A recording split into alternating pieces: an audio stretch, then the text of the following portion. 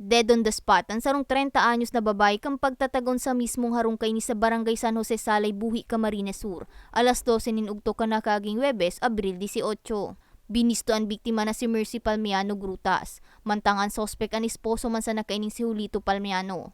Basado sa inisyal na investigasyon, nadangog ang pagtaraid residente ang matinding iwal kan mag-agom unong sana sa SIM card.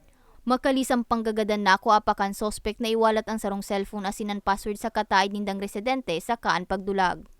Maya-maya daw, kahit natahimik na ngayon, kapitbahay, nagpunta sa barangay hall dahil narin na nag-aaway para magparesponsyahan sa mga anod. Ngayon, pagpunta nila doon, pagpunta ng isang kapitbahay dahil tahimik na, nakita niya na patay na yung babae, may tama ng taga sa saksak. Sa presente pigahanap pa kan otoridad ang sospek na astango niya ng padagos na nagtatago sa lay.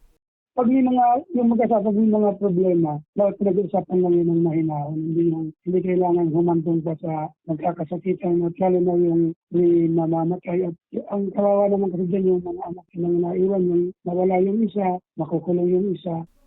Kasong pariside ang kakampangon kan suspetsado ing kasong inian madakop na.